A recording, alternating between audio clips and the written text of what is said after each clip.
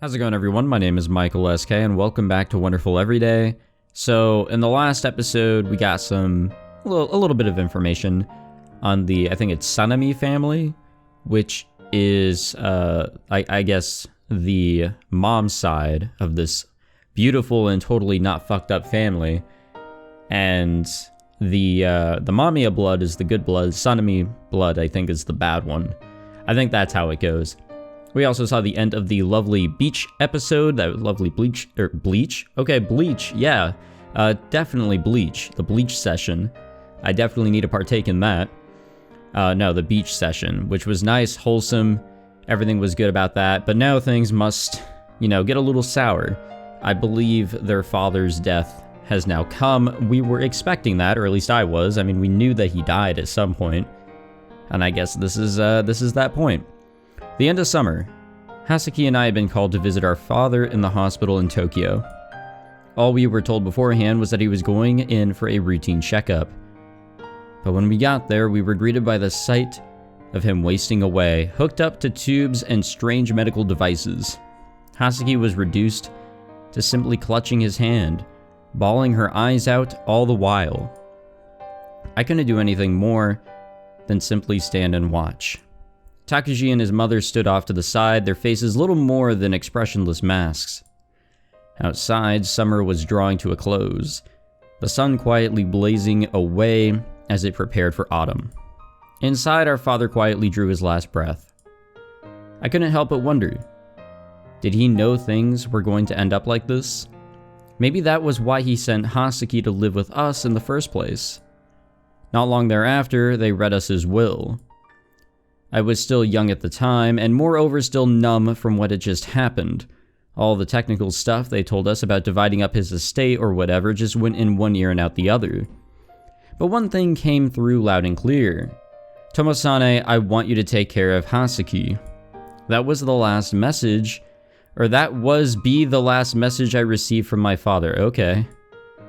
I found myself staring out the window, gazing at the fading summer scenery, The blazing sun gave no indication that autumn would soon be upon us. A distant wall of rain clouds caught my eye as I idly scanned through the landscape. Those clouds were probably raining down on a fertile field. They were probably more important things to be worrying about.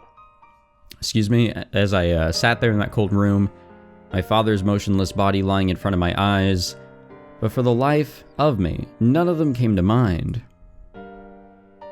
Hasaki never really stopped crying that day. I just stood there next to her at a loss. I finally realized how much time had passed when the light filtering in through the windows faded to sunset's crimson. Roused from my reverie, I turned to find Takuji and his mother nowhere in sight. In their place stood our grandmother. She told me plainly that our father's ceremony would be carried out at the Mamiya house, in other words, Sawayamura. Apparently this was upon our mother's request. I couldn't help but wonder just how low she could sink. Her own husband had died, yet she was just passing the ceremony off to his relatives out in the country. Did she just feel absolutely no sense of responsibility for anything? At that moment, I could feel nothing but anger directed at her. The rest of my emotions laid uncannily silent. It was as if nothing else had mattered. Hasaki and I were told to return to Sawayamura ahead of everyone else, in a car waiting outside. Hasaki refused to budge at first, tears still welling up in her eyes. Hoping to assuage her in some way, or assuage, is that how you pronounce that? I have no idea. Our grandmother leaned down and spoke to her softly. Your father's soul isn't in the hospital any longer, Hasaki. He's going to travel back home to Sawayamura with you too. I am sorry if I'm still butchering the name of this fucking place. I'm sure he can't wait to get back. Be a good girl and head on home so he can leave too, okay? Hasaki seemed to accept it at first. As for me, well, regardless of where our father's soul had gone, I didn't think it'd be returning to Sawayamura with us. I just refused to believe that. This time, our grandmother leaned in toward me. She spoke to me in the same tone she'd used with Hasaki. One day you'll understand, Tomosane. おかえり、友さね、葉崎ちゃん。ゆ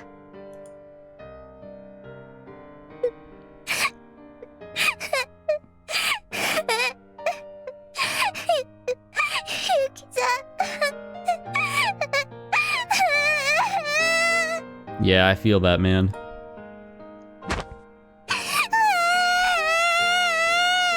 Okay, we get it. Sorry, that was just kinda deafening. Hasaki buried herself in Yukine's chest, tears streaming down her face. I just stood and watched. Yukine cast me a gentle smile as she rubbed Hasaki on the head. As soon as I caught sight of that smile, I just couldn't fight it back any longer. She really is like an older sister to them. I couldn't make out anything but my own sobs. I must have been weeping pathetically, but all I could hear at the time was my own gasping. I buried myself in Yukine's arms and gave myself over to the tidal wave of emotion rushing through me. Just a moment ago, I hadn't felt anything but anger towards my mother. But right then, it felt like my heart was about to break from grief. I simply cried. Yukine said nothing, she just held us tight. I gave up trying to think about what was happening. I simply cried. Yukine kept holding us, a sad smile upon her lips. The tears just wouldn't stop coming. We stood there in her embrace, crying for what felt like years. Summer faded away around us. The piercing light of midday vanished like a candle in the wind. The fresh night air felt oddly soothing. We finally headed inside sometime later. That night, Hazuki couldn't get to sleep. She kept coming to me, asking where our father had gone. Grandma told us he was here, so why can't we see him? I told her that he was up there in the sky now. That there was a place called heaven up there, above the clouds, and that he had gone up there. Hasaki never did stop crying. She cried all through the night. And I don't blame her. I don't blame her one bit. Beyond the sunflowers. Beyond the sunflowers. I finished the Tamaguchi offering, a ritual offering performed during the overnight vigil in the Shinto tradition. Then I noticed for the first time that Hasaki wasn't there. あのさ、ゆきね。どうったの？葉崎見なかった。え？いないの？いや、さっきまでいたはずなんだけど。玉口法典の順番になった時にはいなかったんだ。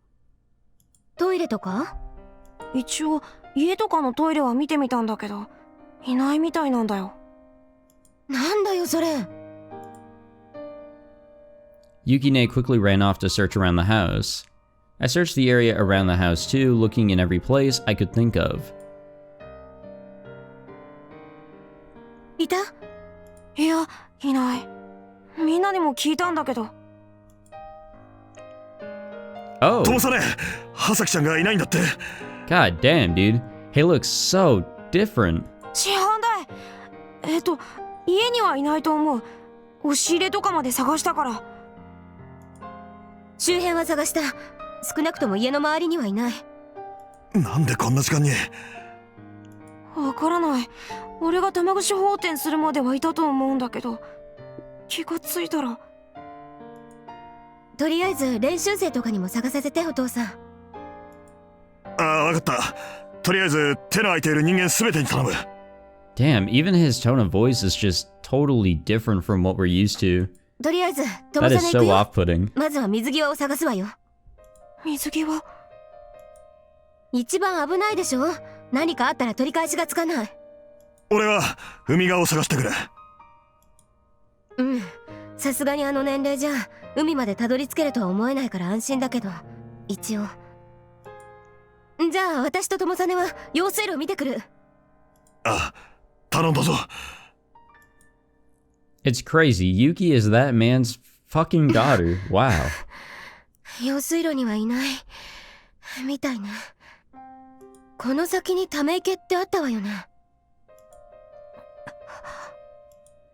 どうしたの、友実？いや、そういえば葉崎のやつ変なこと言ってたの思い出した。変なこと？あのさ、学校の裏山の道あるじゃん。うん。あの先って何があるのって聞かれたことがあったんだよ。坂の先？坂の途中にひまわり畑があるだろ。葉崎の足だとあの辺りまで登るのが精一杯なんだよ。それでいつも葉崎はこのひまわり畑の先がどこにつながっているのか聞いてきてた。何かこの先にあるんじゃないかって勝手な想像してて。あの先って単に山奥じゃないの？ああ、だからまずいかもしれない。この時間じゃ。友さね、急ぐわよ。I'll get the night vision goggles. Because it is gonna get really fucking dark. 葉崎ちゃん！ Unless it already is. I searched the field of sunflowers with Yukine. ひまわりって身長高いから全然わかんない。もしかしたらこの先の道行ったかもしれない。わかった。私あの道の先を探すから、友さねはここで待ってて。なんで？バカ。夜の山道なんて子供歩かせられないでしょ？子供じゃねえよ俺は。うるさい。とりあえずここで待ってなさいよ。ゆきね！ Just like that, she ran off down the road. ちくしょう。 To be honest, I can't run nearly as fast as her. Even if I ran after her, I couldn't catch her. I had nothing to do but look around the sunflower field. Hasaki! The sunflowers were even taller than I was. Excuse me. And my voice was drowned out in the thick vegetation. Damn sunflowers. No matter how much I yelled, my words were simply swallowed up by the sunflowers. ちくしょう。あんまり声が通らないんだな。I kept yelling out in the field of sunflowers, but I wasn't accomplishing anything. Eventually, I went to search the top of the hill instead. I figured my voice would carry further if I went up to the peak. I stood up on a high place where I could look over the entire field, as if I was about to call out Hasaki's name again. あれ？ Once I could see out over the entire field of sunflowers, I noticed something for the first time. あれって道？ Over on the far side of the field, there was some kind of trail. The trail led up to the main mountain road. ひまわりの高さで気がつかなかったけど、あんな場所に道があったんだ。 Off we go. Yukine told me to wait, but I couldn't keep that promise. There was another road that Yukine didn't go down. It was possible that Hasaki actually went down this road. So I cut through the field of sunflowers and ran up the steep road. Those are some fucking tall-ass sunflowers, man. And there's a lot of them. I had no idea where the road would lead. On the other side of the monstrous blooming sunflowers, that road led into the darkness itself, like something from beyond the pale of our own familiar world. If Hasaki took my words literally, Dad's soul is far away in the sky. He made his journey to a place called heaven. If she took these words literally, she would want to follow this path to its end. A path through the proud sunflowers into the heart of nature's darkness, like a path to connect the realms of life and death.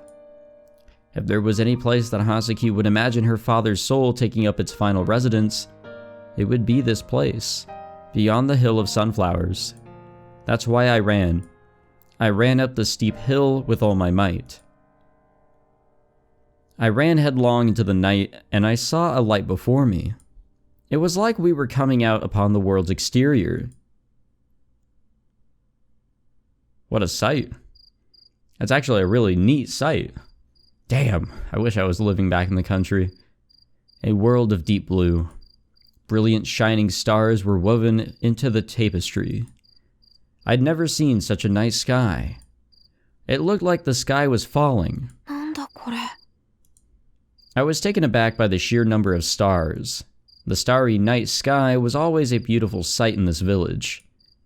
But in the 3 years I'd lived here, I had never seen such a beautiful sky. It was like... 魂が飛んでるんだよね。 Yeah, like that. 葉崎！とも兄さん。I barely caught Hasaki before she fell. She was totally covered in mud. She probably stumbled and fell when she was climbing up here. She was obviously so tired she could hardly stand. ねえ、このどれかがお父さんの魂なんだよね。 If it puts you at ease, yes. でも、葉崎の身長じゃお父さんの魂に届かないよ。バカか。お前じゃなくても父さんの魂にはもう誰も手なんか届かないよ。こんな近くまで来たのに。それでも届かないんだよ。父さんの魂には。世界の果てまで来たのに。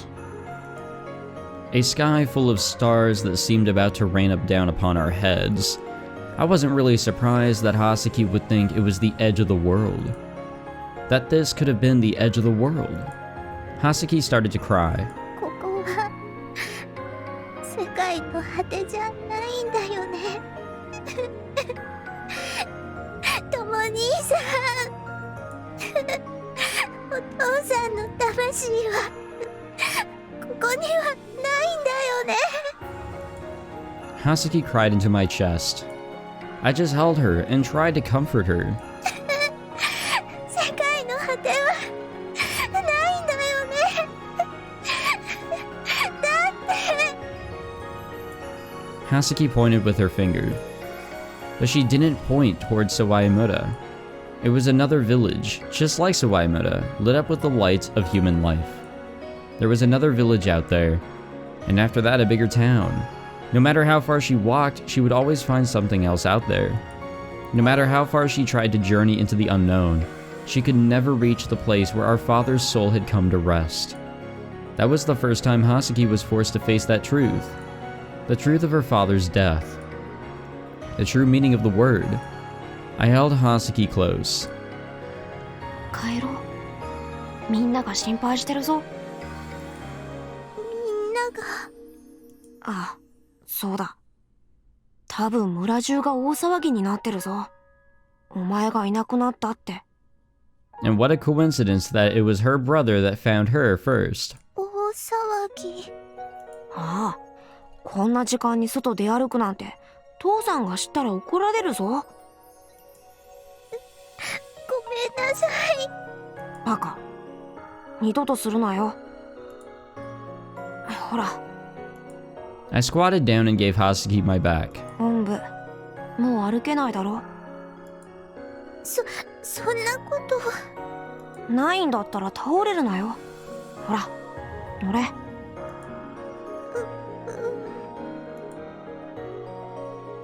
ごめんなさい。何が？心配させて。ああ、本当だ。でもなんでとも兄さん、葉崎のいる場所わかったの？なんで？バカかお前。なんで？お前のヒーローだって言ってるだろ。お前がピンチな場所に駆けつけないで何がヒーローだよ。とも兄さん。ヒーローっていうのはそういう都合で作られてるんだよ。Don't worry, I won't include any more My Hero references. そうなんだ。 They were bad anyways. そうなんだよ。あのさ、とも兄さん、これ。A potion? Well, なんだ？ thanks. これウサギの人形じゃないか。 Oh, that works too. 片方あげる。いいのか？一匹じゃ寂しがるんじゃないのか？この子には葉崎がいるから大丈夫。なんだそりゃ。そうだ。ならさ、あの店のウサギあるじゃん。あれ買ってやるよ。 Oh yeah, I forgot about that. I was wondering when that was gonna happen. あの店って？ほら、ユキ姉とジャスーコ行った帰りにお前見てただろ。あの大きなウサギ。若槻商店のウサギのぬいぐるみ？ Oh my god, really? It's actually called Wakatsuki. Jesus fucking Christ. 店名まで覚えてたのかよ。若槻商店の子だったあのウサさぎは。そうか。ならその若槻商店のウサギをお前に買ってやるよ。でも高いよ。バカか。俺の貯金残高は国家予算並みなんだぞ。 Yeah, I highly doubt that. 本当？ああ、本当だ。だから安心しろ。もし本当だったら、こっちのウサギもタマ兄さんにあげる。両方。うん。そしたら寂しがらないよ、その子も。なんだそりゃ。はさき、タマ兄さんがくれた子と双子になる。だからこのウサギの双子はタマ兄さんが預かってて。なんだそりゃ。Then Hasaki went quiet. I realized that she had fallen asleep. She was obviously tired. それにしても。I told her I was her hero, but the truth is, it was just dumb luck that I found her. Or maybe it really was Dad leading me to her. They say a person's soul can stay on Earth for a while before leaving for heaven. Man, I don't buy that shit. 父さん聞けよ。俺さ、俺父さんを恨んでるんだぜ。 Just you wait, Dad. Once we make it to heaven, we're gonna beat your ass. だってさ、父さんって誰にでも優しすぎだろ。だからこんなことになったんだよ。だからさ、死んだ後は葉崎だけを見ててくれよ。Yeah, don't look after me. Not like I need that assurance at any point in my life. Just look over my sister. That's good enough. 葉崎だけを守ってくれよ。 Don't protect me. I'll go insane later. And it won't be because of you. It's just your lack of protection that I asked upon. 他は望まない。 Or that I didn't ask upon. こいつの幸せだけを見て I'm て an くれ。 asshole. 頼んだよ。 A starry sky. So full of stars that they could rain down upon our heads at any moment laid above us, excuse me. I stood under just such a starry sky as I uttered the last words I would ever say to my father. And we're not saying them directly, though. Enough of this spiritual shit. I ain't about it. Changing Seasons. It's a good song. I think that's the song title that I'm trying to think of in terms of a song. Well, anyways. There was a problem with the doll I told Hasaki I would buy for her. Even with my savings that dwarf most countries' entire GDP, it was too expensive. I decided to make one myself, and I asked Yukine for help, excuse me. Stumbling over my words. I went to the store over and over to take pictures, and the two of us analyzed how it was made. Yukine and I tried several times to create a rabbit, but it always turned out looking more like a squid or an octopus. Nevertheless, we kept trying to make a good rabbit. When the seasons started to change, the autumn paints the trees with beautiful shades of red and orange. Yukine, Hasaki, and I walked through the falling leaves. Hasaki still didn't know much about the countryside, so she was stunned when she saw the leaves. To me and Yukine, it was completely normal, but it was a brand new experience for Hasaki. Hasaki gasped as she looked up at the fiery colors in the trees. Her face was kind of funny. When winter came, Sawayumoto was closed off by snow. Winter isn't really that long, but compared to Tokyo, an unbelievable amount of snow falls every year. I played with Hasaki in the snow more times than I could count. By then, Hasaki had some friends too. I played with her and her friends in the snow. We had snowball fights. We built snowmen. We even built igloos in the snow. Hasaki thought that igloos only existed in storybooks, so she was happier than I'd ever seen her when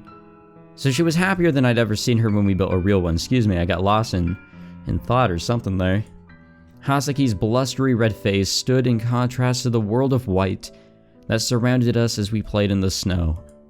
I had never seen Hasaki smile so much before. That's when I knew that I was really glad that Hasaki had come to the village. There were no weird prophecies to worry about here.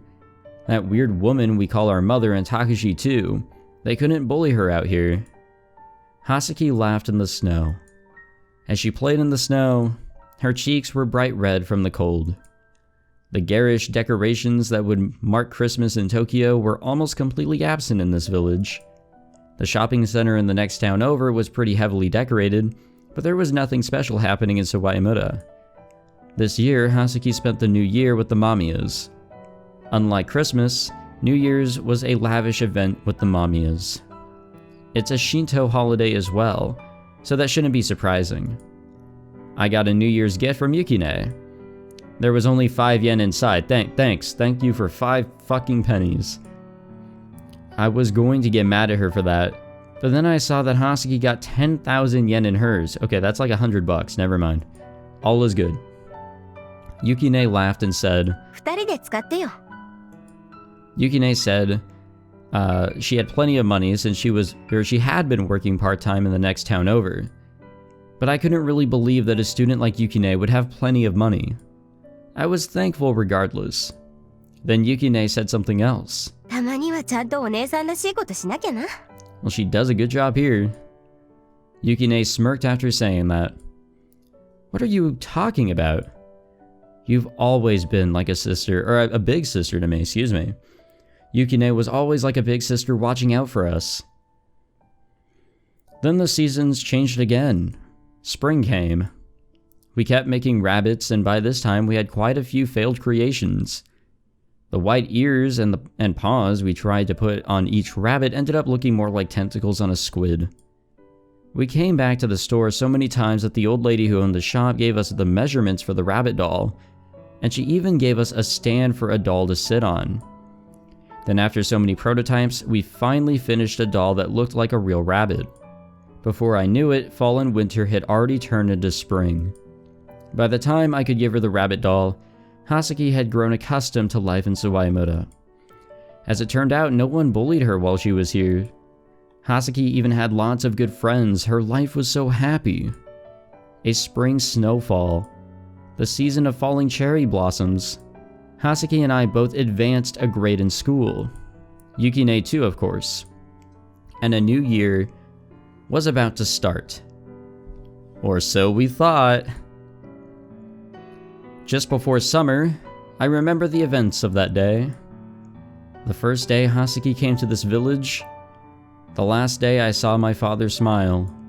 That summer day, the sun was stronger than ever, blazing down on the land, excuse me.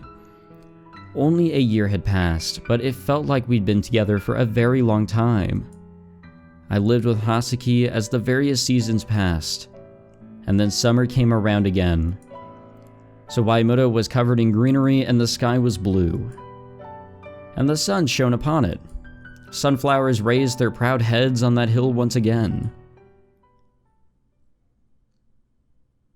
But... alright, but I guess that was that. I thought something crazy was going to happen.